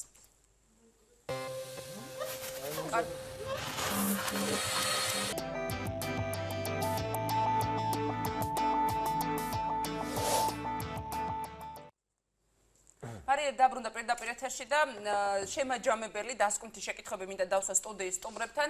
ბატონ დიმიტრი, რადგან რამდენჯერმე ვახსენეთ უკვე ეს მთავრობის 10 პუნქტიანი გეგმა, ზოგმა დამანგრეველი უწოდა, ზოგმა დამღუპველი. ესეც პრინციპში რითიც დავიწყეთ ჩვენ საუბარი გულისხმობ ოპტიმიზაციას, კადრების შემცირებას, ერთ-ერთი ნაწილია იმ გეგმის, რასაც მთავრობა გვთავაზობს და იმ ინიციატივების, რომელიც პრემიერ-მინისტრმა გააჟღერა. თქვენც ასე უყურებთ იმათი პუნქტიდან არც ერთი პუნქტი არ მიიღეთ და არ ჩათვალეთ ისე რომ შეიძლება ამან დადებითი ცვლილებები მოახდინოს ქვეყნის ეკონომიკაში. იცით რა არა, იმიტომ რომ პარტიკულარისტური არის მიდგომები, არ არის სრულყოფილი, არ არის გაანალიზებული, არ არის მეცნიერულ დონეზე გაანალიზებული. თქვენ ესტონური მოდელი ახსენეთ ბატონიკას დაუსვით ხო შეკითხვა და მე აბსოლუტურად ვეთანხმები ბატონიკას იმ კუთხით რომ ესე იგი მხოლოდ ზედაპირული ცვლილებები იმ კუთხით, როდესაც ეკონომიკური მექანიზმი გააზრებული არ აქვს და მაგალითად დიფერენცირებული საგადასახადო სისტემა არ შემოგაქვს, ფასიანი ქაღალდების ბაზარი არ გაგაჩნია, საფონდო ბირჟი ახლა რო კითხო 10 კაც შეიძლება 9 მარიცოდეს თქვა, რას ნიშნავს, მაგრამ როდესაც ჩვენ ფასიანი ქაღალდების ბირჟი არ გაგაჩნია და როდესაც მუნიციპალური განვითარება არ ხდება, მაგალითად მუნიციპალური ობლიგაციების გამოცემის გზით, რაზეც დგას მთელი ევროპული დემოკრატია, რეალურად, ხო? შენ როგორ უნდა მოახდინო ეკონომიკის განვითარება? ვალი იზრდება, საგარეო ვალი იზრდება, გუშინაც აიღო მთავრობამ ახალი ვალი, ხო? რეალური მთლიანი შიდა პროდუქტი რას გულისხმობს? წარმოებაზე ორიენტირებულ და წარმოებაზე დამყარებულ ეკონომიკას, ხო? თუ არაფერს არ ქმნია, თხილის საწარმოები გვიშველის, მართლა და მართლა, რომ გახვალ, გამოხვალ, ესე იგი, ხელისუფლება და მათთან დაახლოებული ადამიანები მოიყვანენ ხოლმე წუთში, მაგალითად, აი ტურიზმი ყვავის. უკაცრავად, საბერძნეთს არ უშველა ტურიზმა, ესპანეთს არ უშველა ტურიზმა და კვიპროს ვერ შველის ტურიზმი. საქართველოს უშველის ტურიზმი? მithumedes იმ პირობებში, როდესაც დეოკუპაციის რეალური კონცეფცია ვერ შეგვიმუშავებია და იმაზეც კი კამათი მოგვდის, ესე იგი, ოკუპირებული ტერიტორიების შესახებ კანონში მტრაჩობილი ნორმები როგორ გადავასხვანაიროთ, ისეთნაირად, რომ ტურიზმის ნაკადის შემოდინებას არ შეუშალოს ხელი, თუნდაც იგივე რუსეთის ფედერაციიდან და გვიჭირს იმისი აღიარება, რომ საჭიროა დროზე პირდაპირ დიალოგის ფარგლებში რუსეთის ფედერაციასთან მოვაწესრიგოთ, ასე ვთქვათ, ურთიერთობა, თუნდაც იმისთვის, რომ რეალური ეკონომიკური მაჩვენებლები გავზარდოთ მთლიანი შიდა პროდუქტის ზრდის რეალური მაჩვენებლებებით და არა იმითი, რაც სხვა შორის მართალი ბრძანა ახალგაზრდა გოგონამ, ქალბატონმა თამთამ, როდესაც თქვა, რომ მომავალი 4 წლის განმავლობაში 5%-იან ზრდას ვერ ვწდებით, არა? მთლიანი შიდა პროდუქტის. ანუ ჩვენ რეალურად არ ვითარდებით, ადგილზე ვტკეპნით. აი ეს ძირითადი თემა თქვენი გადაცემისა დღეს რომ საჯარო სექტორში დასაქმებული ადამიანების ამარად რომ არის მთელი ქვეყანა დარჩენილი, მათი რიცხვი არის 360,000, 632,000 ყავს ბენეფიციარი საპენსიო, 800,000-მდე ყავს სოციალურად დაუცველი, არა? და ასეთი ადამიანების მიმართ, რომლებიც მეტნაკლებად დამოკიდებული არიან პოლიტიკურ კონიუნქტურაზე, ძალიან ადვილია საარჩევნო ელექტორალური მასისა და ადმინისტრაციული რესურსის მიღება. თქვენთან და ნიკასთან გადავდივარ, ამ 10 პუნქტიან გეგმაში და მთავრობის ინიციატივებში ვერ ხედავთ ვერაფერს. არ არის დაინტერესებული სამწუხაროდ ჩვენი ხელისუფლებაც, რომელიც ინერციით აგრძელებს იმ პოლიტიკას, იმიტომ რომ ინერციით აგრძელებს იმ პოლიტიკას, რომელსაც ჯერ კიდევ სააკაშვილის რეჟიმი 2009 წელს უწოდებდა სოციალური რეფორმების ლაბორატორიად ცევის პერსპექტივას ჩვენი ქვეყნისთვის. ამისი ნათელი დადასტურება პირდაპირ გეტყვით, არ ვიცი ქალბატონი სოფო დამეთანხმება თუ არა, ჩემი ღრმა პატივისცემის მიუხედავად ქალბატონი სოფოს მიმართ მე ვატყობ, რომ ბევრ საკითხში ძალიან სკეპტიკურად, ასე ვთქვათ, სკეპტიკური პოზიციები გააჩნია, ჩვენი ხელისუფლების მიმართ უფრო ლოიალურია, ეს მისი არჩევანია ბუნებრივია, მაგრამ რას გვეტყოდით ქალბატონი სოფო მაგალითად საარჩევნო კოდექსთან დაკავშირებით. არჩევნების თავარი ბურჯი, არჩევნების თავი, უბრალოდ დემოკრატიის თავარი ბურჯი არის საარჩევნო გარემო. ის საარჩევნო გარემო, რომელსაც ინერციით აგრძელებს ხათუნა გოგორიშვილისა და მიხეილ მაჭავარიანის საარჩევნო კოდექსს აგრძელებს დღეს თავისი ხელისუფლებაში ყოფნისა და ძალაუფლების გახანგრძლივების პერსპექტივით ჩვენი ხელისუფლება, რა თქმა უნდა, მოდი აქედან დავიწყოთ და მერე ვისაუბროთ მეშეპეზეც და რეალურ ეკონომიკურ განვითარებას. კარგით, აი კიდევ ერთი შეკითხვა, იმიტომ რომ რადგან ვფიქრობ, რომ ჯერ 10 პუნქტიან გეგმაზე რადგან ვსაუბრობთ და თქვენ უბრალოდ თქვენ ამბობთ, რომ ვერ დაინახეთ ამაში ვერაფერი ისეთი, რაც ეკონომიკური მიმართულებით წინსვლაში დაეხმარება მაინც საქართველოს, მაშინ კითხავთ, ხომ არ ფიქრობთ, რომ ცოტა დრო არის გასული იმ ინიციატივების დაანონსებიდან, იმისთვის, რომ აი პასუხი მოუთხოვთ უკვე ინიციატივებში თავშივე ჩანს, რომ ამ ინიციატივების განხორციელება შედეგს ვერ გამოიღებს. მე მახსოვს მანამდე პოლიტოლოგების ექსპერტების მოსაზრებები, რომ აი 100 დღე მაინც ვაცადოთ და შემდეგ დავიწყოთ გარკვეული შეფასებები. კი ბატონო, ვაცადოთ, მე არა ვარ წინააღმდეგი იმისა, რომ ვაცადოთ, მე არა ვარ ჩასაფრებული ქართული ოცნების მიმართ, მეცაც გეტყვით, მე თავის დროზე საკმაოდ დიდი წვლილიც მაქვს შეტანილი იმაში, რომ ქართულ ოცნებას ხერხემალში გადაემტრია სააკაშვილის რეჟიმი, მაგრამ არა იმ პირობით, რა პირობითაც შემდგომში მათ გააგრძელეს თავიანთი პოლიტიკური მოღვაწეობა და დღეს პირდაპირ შეიძლება ითქვას, რომ 2016 წლის 8 ოქტომბერს არჩეული ახალი პარლამენტი, ახალი მთავრობა და ახალი ხელისუფლება დებიუტშივე ძალიან სერიოზულ მარცხს განიცდის.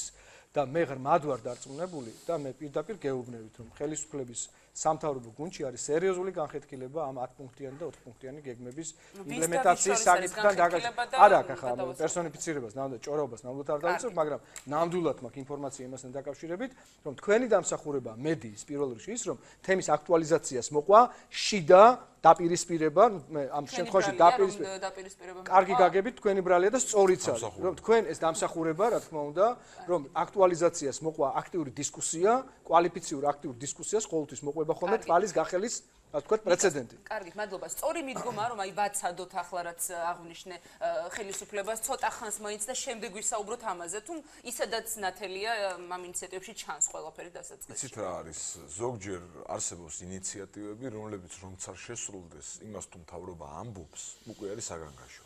შეიძლება ის რომელია ასეთი? ნებისმიერ აი ყოფილა მაგალითად ბევრი ინიციატივა, რომელიც ბიზნესისთვის არის, ანუ ვერ ხედავ რას იზამს ეს მთავრობა შენთვის და უშუალოდ შემდეგ წლებში. ანუ უცებ შეიძლება ისეთი რაღაც თქვას, იგივე ახლა ლართან დაკავშირებით როცა ვსაუბრობთ, ხო? იგივე როცა ვსაუბრობთ თუნდაც მანქანების თემაზე, ან წეგან თამთამ თქვა ძალიან საინტერესო რაღაც, რომ აი ადამიანები წეგან რომ ამბობდი, როცა ბიუჯეტის განაწილების პრინციპზე იყო საუბარი, ხო?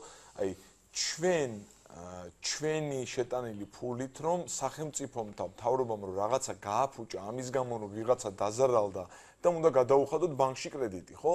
ანუ ეს რომ მოაფიქრთა მთავრობას, ანუ ეს რომ ვიღაცამ თქვა, უკვე ძალიან რთული არის რომ მას ენდო რამე კიდევ უფრო მნიშვნელოვან საკითხებში. ამიტომ მე ვიძახი ეგეთ რამეს რომ მათ არა აქვთ ხედვა როგორ უნდა გაიზარდოს ეკონომიკა. როცა ჩვენ ვსაუბრობთ იმაზე რომ აქვთ 10 პუნქტიანი გეგმა, ვინმე ამბობს კონკრეტულად რომ მაგალითად ეს რაღაცა გამოიწვევს ამ კონკრეტულ რაღაცას. სავარაუდოდ არ არის საუბარი კონკრეტიკაზე ზუსტად რომ მაგალითად თეთრებში გარტყმაზე, ხო? საუბრობთ იმაზე რომ აი ეს ნაბიჯი კეთდება იმის გამო, რომ ეს ქართულ ეკონომიკაში იზამს ამას. ეს ვადიან პროგნოზში გზელვადიან. ხო, აი ხო, მაგას ვიძახი, 2 თვეში ამას იზამს, 5 თვეში ამას იზამს. რა თქმა უნდა, რაღაცა თქვენს გუშინ წინ დღესის შედეგს ვერ მოიტანს კარგს, მაგრამ დღეს თუ ის უკვე ცუდ შედეგს გაძლევს, ეს იმას ნიშნავს, რომ მოლოდინია ცუდი. ნებისმიერი პანიკა, ლარის თემა იქნება, ნებისმიერი რამე, გესმით, აი მაგას ვიძახი. ისევე როგორც თელი უბედურება ჩვენ თუ შევკრავთ დღევანდელ თემას, კარგი იქნება, იმიტომ რომ სხვა თემაზე სასაუბროთ მოვედით მაინც, ხო? თელი უბედურება იგივე სამსახურიდან გაშვებების. იქნება ზედაპირულად როგორც რამდენჯერმე ეს ფაზა ვახსენე და არ იქნება მაგალითად ახსნილი. აი ამ სამსახურში ჩვენ ვაუქმებთ ამდენ რაღაცას. ამ დეპარტამენტს უერთებთ ამას, იმიტომ რომ ეს ამდენი რო ჯდება არის ცუდი და ეს გააკეთებს ამ ფულად ამ საქმეს. ჩვენ ხო ვიცით რომ უბრალოდ მართლა რაღაცა ცოტათი უნამუსო პრინციპით იქნება შერჩეული ვინ გაუშვან სამსახურიდან ვინ არის. შეიძლება მე ქალბატონმა სოფომ სხვა ადვოკატებმა ის ადამიანები დაიცვან და ისინი სამსახურში მიიღონ, მაგრამ ამაზე არ არის საუბარი. უკვე გეგმა არის არასწორი, გესმით? ანუ უსამართლოდ ვიღაცის გაშვებას რა თქმა უნდა მოიცავს ეს გეგმა, იმიტომ რომ არ არსებობს მიზეზი რის გამო უშვებენ. უბრალოდ დაპირება რომ ბიუროკრატია უნდა შემცირდეს და მე მაინც მინდა ტელემაყურებლებს ძალიან ბევრჯერ მithქვამს ეს სხვადასხვა ეთერებში, მაგრამ ჩვენ და პოლონეთს ყავს ერთი ოდენობის ბიუროკრატია და პოლონეთი არის 40 მილიონიანი ქვეყანა. ანუ 10 ჯერ მეტ ქვეყანას მართავს ჩვენდენი ადამიანი. კიდევ უფრო მარტივი მაგალითისთვის, ჩემი რაიონის მაგალითი რო ვთქვა, ზესტაფონს გარდა შპსვების აიპების და შემდეგ. ზესტაფონის მართვაში არის დასაქმებული 1000 ადამიანი. ამ 1000 ადამიანს შეიძლება მე ვიცნობ ძალიან ბევრს. არც ვიცი რომ იქ მუშაობენ, მაგრამ შეიძლება ვიცნობ. და არ მინდა იმათ მიიღონ ეს რაღაცა ჩემ პირად კრიტიკად, მაგრამ აი თქვენ რო იყოთ 11 მილიონის პატრონი და ზესტაფონი გქონდეთ ჩაბარებული სამართავად. ხო გამორიცხულია რომ 1000 კაცი დაასაქმოთ სამართავად. თქვენ ხო აუცილებლად ისე იზამდით რომ რაც შეიძლება ცოტა პროფესიონალი დაასაქმოთ, ეს ფული სწორედ დახარჯოთ და იგივე დარჩენილი ფულით ქალაქს ისეთი რაღაცა შეუქმნათ, სადაც ის დანარჩენი ადამიანები დასაქმდებიან. ანუ პრინციპი არის არასწორი. მესმის რომ აიას ვსაუბრობთ 2017 წელია და ეს გავლილი ეტაპი უნდა იყოს, მაგრამ სამწუხაროდ ჩვენ ჯერ კიდევ ვართ ამ ეტაპზე, როდესაც სახელმწიფო საერთოდ არ ფიქრობს იმაზე, ვინც არ მუშაობს სახელმწიფოს სტრუქტურებში. ეს არის მთელი უბედურება. კარგით, ნიკა, მადლობა. რეპლიკის სახით დავამატებდი ნიკას. ძალიან მოკლედ, და დავეთანხმებოდი ნამდვილად, აი მუნიციპალიტეტებთან არსებული აიპების დაფინანსების 80% მიდის მათ ჯამაგირებზე, სახელმწიფო დანამატებზე და პრემიებზე და 20% ხმარდება იმ პროფილურ სფეროს, რომელსაც ისინი ემსახურებიან. აი, უცებ ვიტყვი კონკრეტულ მაგალითს, მაპატიეთ, მაია. ზესტაფონის მაგალითს გეტყვით. ზესტაფონის კულტურის განვითარების ხელშეწყობის სამსახური. აი, წარმოიდგინეთ, ზესტაფონი რამხელა არის, ალბათ გავლით მაინც ხართ ნამყოფი ყავების ქუჩაზე თუ არა, სადმე სხვა ქუჩაზეც. ზესტაფონის კულტურის განვითარების სამსახურში დასაქმებული არის 252 ადამიანი. ანუ და შემცირდეს, ხო?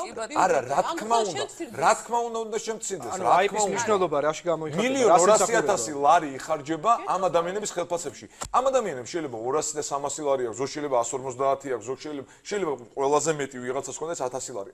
იმაზე კი არ არის საქმე, მაგრამ თავარი რა არის? თუ ზესტაფონის კულტურაზე ასე ნერვიულობს ჩვენი მთავრობა, ხო?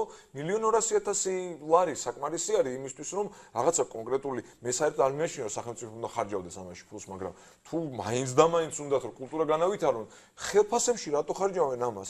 ამ ადამიანებმა რანაირად მეიზრუნონ კულტურები დააფინანსონ, არ ვიცი ხა ეგ დეტალები არა. რადგან დავიწყეთ ამ კადრებთან დაკავშირებით ოპტიმიზაციაზე საუბარი, ოპტიმიზაციის გეგმის გარდა 10 პუნქტიან გეგმასაც რომ შევეხოთ, აი ამ ყველაფრიდან გამომდინარე, რაც თქვენ გაქვთ ამ წუთას, რა მოცემულობაც არის, აი რა მოლოდინები გაქვთ, ახლა აღინიშნა რომ იმ კონკრეტულად 10 პუნქტიან გეგმას რაც შეეხება, არნაირი მოლოდინი არ აქვთ სტუმრებს, ჩვენს თქვენს ოპონენტებს თუ შეიძლება ასე ვთქვათ, კარგი მოლოდინი კი ბატონო, სწორად ბრძანა ნიკამ, შემისწორა თქვენ რა მოლოდინი გაქვთ. მე მესმის რომ წინასწარ ასე პროგნოზების გაკეთება ძალიან რთულია, მაგრამ აი რა მოცემულობაც გვაქვს, რა ფაქტებიც გვაქვს, რა ინიციატივებიც გვაქვს, რისი თქმა შეგიძლიათ ამის საფუძველზე.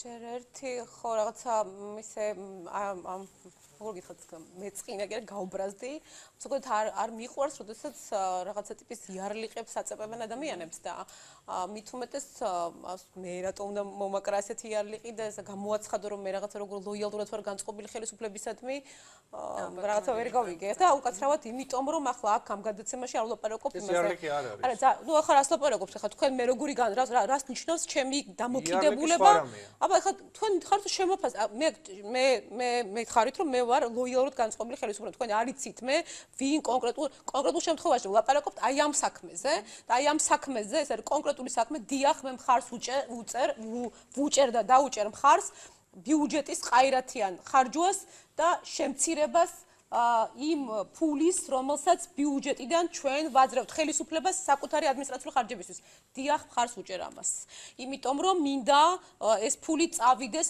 პროფესიული თუ ის 600 მილიონით გაზრდილი განათლების ბიუჯეტი წავა იმაში რომ ამ ქვეყანაში ერთხელ და სამუდამოდ ჩამოყალიბდეს პროფესიული სასწავლებლები და პროფესიულ განათლებას ყურადღება მიეცეს დიახ მე ამას მხარს დავუჭერ თუ მე არ მოსწონს მაგრამ მე მომწონს რა ვქნა იმიტომ რომ არ ვარ ჯერ და მე ადამიანი მჭირდება ეს საყოველთაო ჯანდაცვა თუ დაიხოცება და უფრო რაღაც უკეთესი გახდება მე ვუწერ ამას ხარს და მე ჩემი გადასახადები რომ ვიღაცა მიუსაფარისთვის ვინც ფულს ვერ იხდის და ეგერ ონკოლოგიური დაავადებულების მასას დავაფინანსებთო მე ამას ხარს ვუჭერ ვიღაცას მოსწონს ვიღაცა მე ჩემ პოზიცია არის მამებლური პოლიტიკა რომელსაც შენეწერი ამ წუთა სტუდიიდან მე ძალიან დიდი ბოდიშით რა ძალიან დიდი ბოდიშით დამამთავრებელი ხელისუფლებამ აგრარულ სფეროში მოქმედი 18 პროფესიული სასწავლებელი და დღეს დუალურ სისტემაზე მელაპარაკება და გერმანული მაგალითები და მოდელები მოყავს ამის. არ არის ორმაგი სტანდარტი. ბატონო დიმა ერთი თუ კრიტიკა, სოფო უნდა იყოს კრიტიკა. ბატონო დიმა, მაგრამ ერთი ხელით მაამებლობას ვეწეოდეთ და მეორე მხრივ აკრიტიკებდეთ, ეგრე არ გამოგვიყვება. ბატონო მე ხელისუფლების მე აქ ზიმა მოხალაკ, მე არ მდიახ. ჩემი პოზიცია. თქვენ არა, გქონდეთ თქვენი პოზიცია, თქვენზე ნაკლები პოზიცია არ მაქვს და არც თქვენზე ნაკლები. მე არ გაყენებ თქვენ შეურაცხყოფას. დიახ, თქვენ მე შეურაცხყოფა მოვაკეთეთ. მე მომხდა თვალში ის რომ თქვენ არასრულყოფილად აფასებთ იმ პოზიციას, იმ მდგომარეობას, რომელიც ქვეყანაში. ძალიან გავიგე თქვენი პოზიცია თქვენ მითხარით ახლა მომეცით უფლება გიპასუხოთ გავიგე გაიმეორეთ კიდევ ხშირი ქალბატონი სოფოს გაცხარება ცხადყოფს იმ ფაქტს რომ ჩვენ ყავს ცუდი მთავრობა და ძალიან დიდი ლოიალობა არის შეურაცხყოფა არა სხვა რაღაცა ძალიან დიდი ბოდიში გავიგე ხო შეიძლება რომ გუპასუხო საშუალება რომ გეტყვით თქვენი დროის განმავლობაში და დავასრულებთ ოფისის ჩემი კაბინეტი ჩემ პარტიის ოფისში როცა მე პარტიაში ვიყავი ოფისის კარს როცა ამტვრევდა ვანო მერაბიშვილის სპეცრაზმის თანამშრომელი წიხლით მაშინ არ ჩავარდნილ პანიკაში და არ მომიწყვა ისტერიკა ქვეყანა თავზე მემხობა და არც ახლა გავაკეთებ მაგას არ ვაკეთებ ესეთ რაღაცეებს და არც ვიტყვი ამას რომ ქვეყანა თავზე მემხობა და თქვენზე ნაკლებად არ მიკრიტიკებია განათლების სისტემა და სულ მაგას ვლაპარაკობ განათლებაში უნდა ჩავიდეს ფული და მხოლოდ ეს გვიშველეს ეხლა რაც შეეხება ეკონომიკურ გეგმას მე როცა ვამბობ რომ მინდა რომ ვიღაცა იყოს მეტად პროფესიონალი, მე მაგ ესე ჩემ პირველი საკუთარ თავს უყენებ ამ პრეტენზიას და ვამბობ, მე არა ვარ ეკონომისტი, მე არ მაქვს საყოველაფრო დამთავრებული, მე არა ვარ საყოველაფრო დამთავრებული ექსპერტი. მე ვარ ჩვეულებრივი მოქალაქე, მაქვს ჩემი კომპანია და კრიზისის მენეჯერი ვარ და რაღაცებს ვაკეთებ კონკრეტულად. პრეტენზია იმაზეც კი არ მაქვს, იურისტ რომ აწერენ, ჩემზე უკეთესი იურისტი, მე არ ვარ იურისტი, მე ვარ კრიზისების მენეჯერი და ვიცი როცა ვიღაცას კრიზისული სიტუაცია აქვს, მართვა ვიცი იმ ვითარების როგორ შეიძლება ოპტიმიზაცია მოხდეს. მე არა მაქვს პრეტენზია იმაზე რომ ეკონომიკა მესმის და ამიტომ არ დავჯდები და არ ვილაპარაკებ, მაგრამ მე ვიცი ერთი რამე. და სულ მომყავს ეს მაგალითი. ოდესაც ადეიშვილის დროს მოსამართლეები ჩავიდნენ ინგლისში და კითხეს იქ დაიწყეს რომ აი ეს მაგრები ვარ და რაღაც ესე სასამართლო გვაქვს. ინგლისელმა მოსამართლემ კითხა, კი მაგრამ თუ ასეთი თავისუფალი სასამართლო გვაქვს, რატო ხართ ჩამორჩენილი ქვეყანა ეკონომიკურად? მე ვიცი ერთი რამე, რომ თუ ამ ქვეყანაში სასამართლო იქნება დამოუკიდებელი, თუ იქნება თავისუფლება, პლურალიზმი იქნება, განვითარდება და აი სამოქალაქო სექტორში მყოფი ადამიანები, მედია, ისინი ვინც წნეხს ვაკეთებთ ხელისუფლებაზე, მეტად კვალიფიციურები ვიქნებით, მეტად არაანგაჟირებულები, არაპოპულისტები, მეტად დავაფასებთ საკუთარ სიტყვას და შეფასებებს, ამ ქვეყანას ეშველება. ეკონომიკაც განვითარდება და მე ახლა აგერ გეტყვით, მე მადლობას ვუხდი ანა მიქაძე ჩიკვაიძეს, მეყოლეს, რომელიც 20 წლის წინ იყო საჯარო სამსახურში და პირველმა შემოიტანა IT ტექნოლოგიები ამ ქვეყანაში, წავიდა სოფელში და გააკეთა ყველის საწარმო. მე ვუხდი მას მადლობას და ყველა იმ ადამიანს, ვინც მიდის და შრომობს და გვიტანს, აი აქ ჩვენ მხედვართო პოპულისტო. მადლობა, რომ გვიტანთ. მე ხელისუფლების წარმომადგენელი არ ვარ. მადლობა უნდა დაგიმშვიდობო დიმიტრი ლორკიფანი და გაერთიანებული დემოკრატიული მოძრაობიდან ნიკა ქავთარაძე ვასრულებთ. ახალ პოლიტიკური ცენტრი გირჩი და მე მასოვხართ რომ თქვენ იყავით პოლიტიკური პარტიის ერთ-ერთი ლიდერი, თქვენ ხართ პოლიტიკოსი, ნუ მოგერიდებათ. არა, როგორ პოლიტიკური პარტიის ლიდერი იყავით, სულ ცოტა ხნის წინ. იყავით სახალხო დამცველთან, იყავით პოლიტიკურ პარტიასთან. მოადგილე ვიყავით და 2012 წლის მერე მე არ ვარ პოლიტიკური პარტიის წევრი და ნუ მეუბნები. გავიგე, მაგრამ თქვენ იყავით პოლიტიკური პარტიის ლიდერი. და მაშინ ეს შესაბამისად, თქვენ უნდა გქონდეთ პოლიტიკური პოზიცია. პარლამენტში, თქვენ იყავით პარლამენტში. დიახ, ვიყავი. და მე არ ვარ ეს პარტიის წევრი, მე ვიყავი პარტიაში ყველაზე. თუ თქვით რომ პოპულიზმისთვის მოხვედით სტუდიაში, მე არ მოსულვარ პოპულიზმის. თქვენ მოხვედით პოპულიზმის. მე უკვე საკმარისად დიდი ხანია რაც ამ პოზიციებს ასე ვთქვათ ვაჟღერებ საკმაოდ მნიშვნელოვან არგუმენტებზე და ხორგვანი კრიზისების მენეჯერი, ასე უნდა წარვადგინო, იმიტომ რომ დასაწყისში რომ წარვადგინო როგორც იურისტი, ესენი იყვნენ ჩვენი სტუმრები. ყოველდღიურ განაცემაში გემშვიდობებით, ბარიერი პირდაპირ ეთერში ორ შაბათს დაბრუნდება ნახვამდის.